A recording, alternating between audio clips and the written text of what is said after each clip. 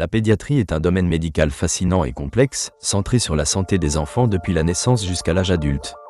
Pour mieux comprendre les enjeux d'aujourd'hui, il est essentiel d'analyser son évolution au fil des siècles. Bien que récemment instituée comme spécialité médicale distincte, la pédiatrie trouve des racines dans l'Antiquité. Les premières traces de soins médicalisés destinés aux enfants se trouvent dans des textes de l'Égypte ancienne et de la Grèce antique. Des praticiens tels qu'Hippocrate ont commencé à documenter les maladies infantiles et leur traitement. Cependant, la médecine de l'époque était souvent teintée de superstition. L'une des premières références à une approche systématique des soins pédiatriques se trouve dans le traité de Natura Puerorum d'Aulus Cornelius Celsus, un médecin romain. Celsus reconnaissait que les enfants nécessitaient des soins particuliers en raison de leur vulnérabilité. Malgré cela, les soins pédiatriques demeuraient largement élémentaires. Le Moyen-Âge a apporté des défis avec l'émergence d'épidémies, comme la peste noire. Les connaissances médicales stagnèrent pendant cette période et le sort des enfants était précaire. Ce n'est qu'au cours de la Renaissance, au XVe siècle, que l'intérêt pour la santé infantile commence à renaître.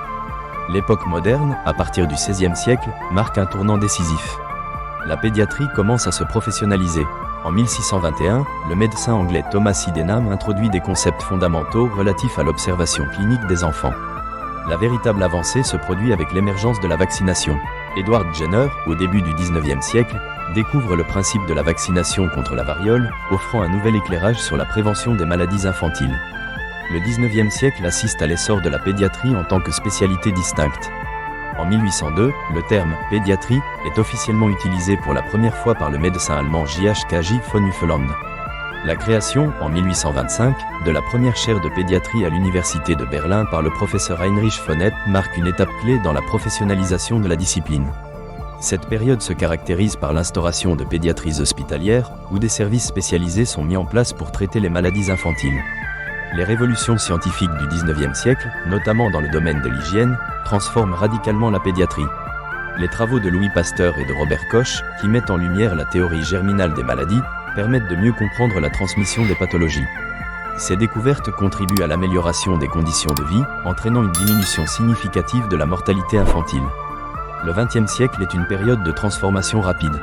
De nouvelles avancées dans la compréhension des maladies, avec la découverte des antibiotiques, révolutionnent les traitements. Des chercheurs comme Paul Ehrlich ciblent des maladies infectieuses spécifiques, proposant des traitements plus efficaces. Au milieu du XXe siècle, la pédiatrie se diversifie, intégrant des spécialités telles que la néonatologie et la cardiologie pédiatrique. Les pédiatres jouent un rôle crucial dans le suivi du développement psychologique et social des enfants. L'enfant est désormais considéré dans sa globalité, où les aspects physiques, affectifs et sociaux sont interconnectés. L'évolution sociale, notamment les mouvements en faveur des droits de l'enfant, a également eu un impact significatif sur la pédiatrie. La Convention internationale relative aux droits de l'enfant, adoptée par l'Assemblée générale des Nations unies en 1989, a établi des normes concernant la protection et le bien-être des enfants. Cela incite les pédiatres à s'intéresser à la santé physique tout en tenant compte des considérations éthiques pour garantir le bien-être des enfants dans leur environnement. Le développement technologique récent influence également la pédiatrie. L'utilisation de nouvelles technologies, notamment l'imagerie médicale avancée et la télémédecine, permet d'améliorer le diagnostic et les traitements. Les pédiatres disposent désormais d'outils facilitant une prise de décision plus rapide et précise. Les recherches sur le développement mental et sensoriel des enfants se sont intensifiées, avec une attention particulière portée aux troubles du développement et aux maladies chroniques. Les avancées dans le domaine de la génétique ouvrent la voie à de nouveaux traitements.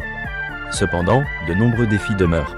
La pédiatrie fait face à des enjeux contemporains tels que les inégalités d'accès aux soins et les effets des troubles environnementaux sur la santé des enfants. La pandémie de Covid-19 a également eu un impact considérable sur la pédiatrie. La pédiatrie a donc connu une évolution spectaculaire au fil des siècles. De la médecine rudimentaire des époques anciennes à la sophistication des pratiques modernes, la prise en charge des enfants a été profondément transformée. L'histoire de la pédiatrie reflète les changements de la société. Chaque avancée significative découle d'un besoin croissant de protéger les populations les plus vulnérables. Alors que nous avançons, il est essentiel de maintenir l'harmonie entre la science médicale, l'éthique et le bien-être global des enfants. Cela permettra de construire un avenir meilleur pour les générations à venir.